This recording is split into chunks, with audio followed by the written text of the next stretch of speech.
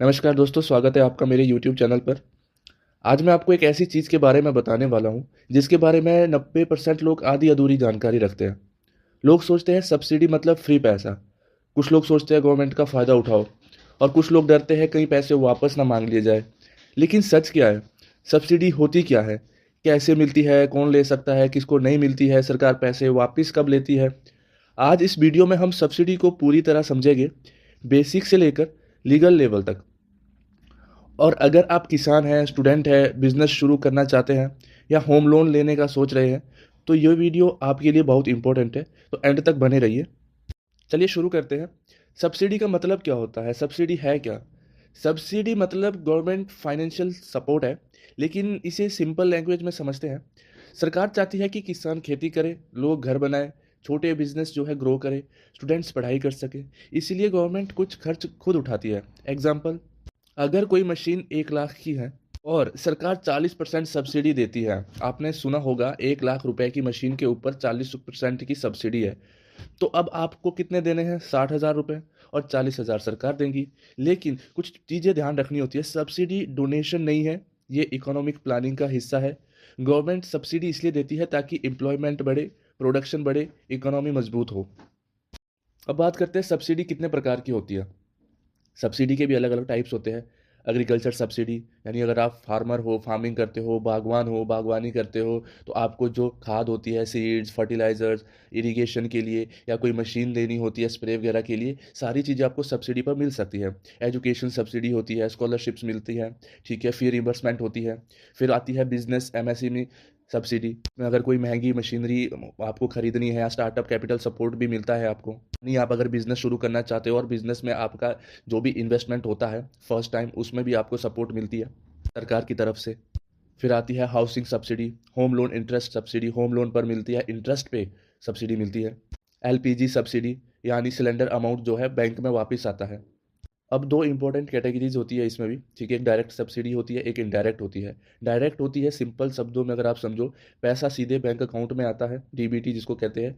और indirect subsidy tax benefit या interest reduction. Subsidy कैसे मिलती है? स्टेप बाय स्टेप समझेंगे। सबसे पहले स्कीम को आइडेंटिफाई करना होता है। ऑफिशियल गवर्नमेंट वेबसाइट या पोर्टल पर जाकर स्कीम को चेक करो और आइडेंटिफाई करो। उसके बाद एलिजिबिलिटी वेरीफाई करो, income limit, age, category, location check करो। उसके बाद आता है एप्लीकेशन फॉर्म, उसको फिल करना होता है। ये आप ऑनलाइन भी कर सकते हो, ऑनलाइन पोर्टल से, या डिस्ट्रिक्ट ऑफिस में जाकर भी कर सकते हो। उसके बाद आता है आपका डॉक्यूमेंटेशन पार्ट, वो अपलोड करने होते हैं। डॉक्यूमेंट्स में जैसे आपका इनकम सर्टिफिकेट और आपका जाति प्रमाण पत्र, ये सब आता है। बैंक डिटेल्स, आधार कार्ड, बेसिक ही रहता है।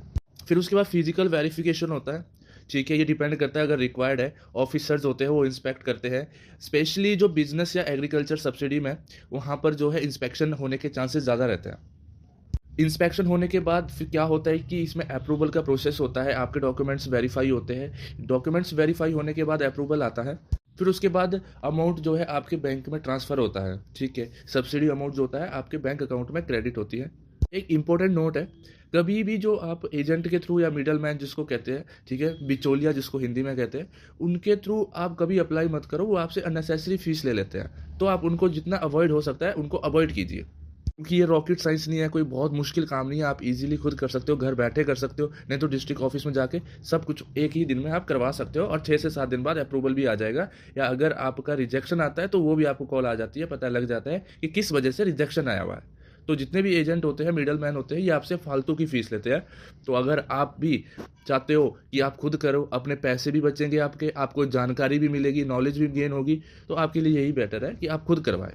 एलिजिबिलिटी क्या होती है? कॉमन कंडीशंस होती है कुछ, जैसे आपकी इनकम लिमिट चेक की जाती है कि आपकी इनकम कितनी है सालाना। एज क्राइटेरिया रहता है। सिटीजनशिप जो है इंडियन ही होनी चाहिए। आधार कार्ड जो है आपका बैंक अकाउंट से लिंक्ड होना चाहिए। अगर आप बिजनेसमैन हो, बिजनेस के लिए आप सब्सिडी अप्लाई कर रहे हो, तो बिजनेस वैलिड रजिस्ट्रेशन होना चाहिए। लैंड ओनरशिप प्रूफ होना चाहिए। अगर ये सब क्राइटेरिया मैच नहीं करता तो एप्लीकेशन आपकी रिजेक्ट भी हो सकती है। अब सब्सिडी किसको मिलती नहीं है, किस केस में रिजेक्ट होती है?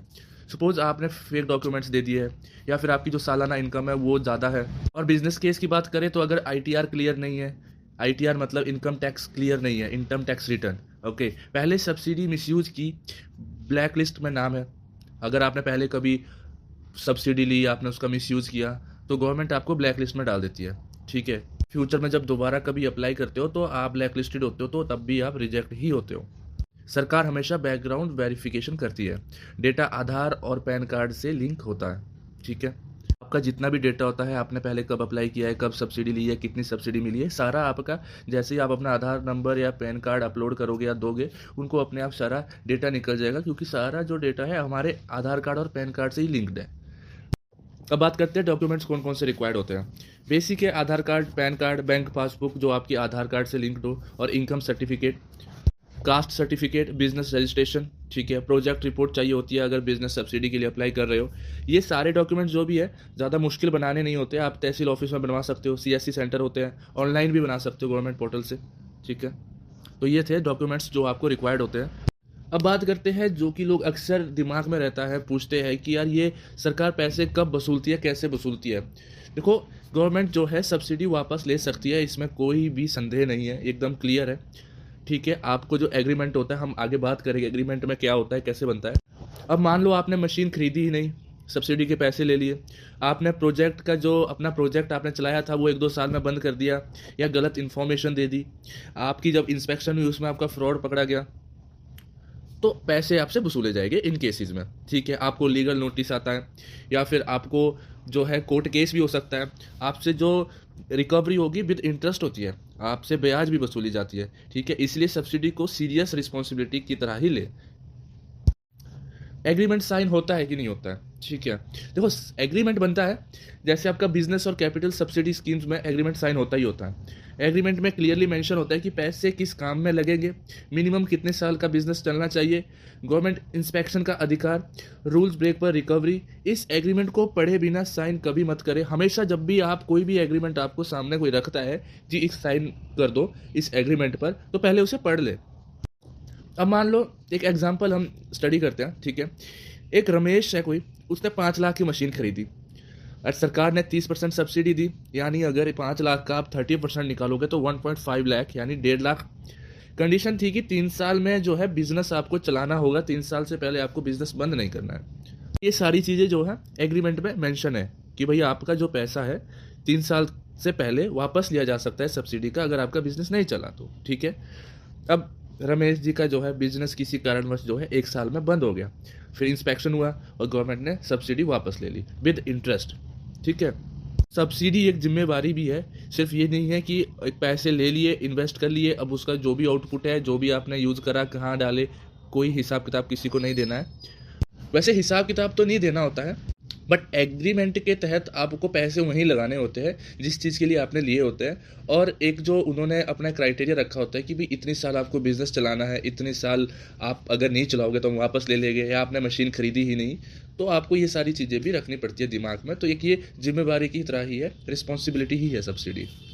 अब इसको फाइनल समरी में थोड़ा सा इसको और अच्छे से समझते हैं कि है क्या। सब्सिडी ये गवर्नमेंट सपोर्ट सिस्टम है, ये फ्री गिफ्ट नहीं है। अगर सही तरीके से अप्लाई करें तो प्रॉपर डॉक्यूमेंटेशन रखें, रूल्स फॉलो करें, तो सब्सिडी आपकी फाइनेंशियल बर्डन कम कर सकती है। लेकिन अगर मिसयूज किया तो रिकवरी, पेनल्टी और लीगल एक्शन भी हो सकता है। इसीलिए हमेशा ऑफिशियल वेबसाइट से अप्लाई करें, एजेंट से बचें और इन्फॉर्म डिसीजन लें। नॉलेज ही सबसे बड़ी सब्सिडी है, ध्यान रखें इस बात का।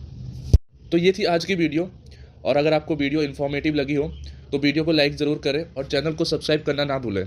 और एक ज़रूरी संदेश, अपनी सेहत का ध्यान रखिए, हेल्दी रहिए, तंदुरुस्त रहिए, खुश रहिए और जीवन में रोज़ कुछ नया सीखने की कोशिश कीजिए। और मिलते हैं नेक्स्ट वीडियो में। धन्यवाद।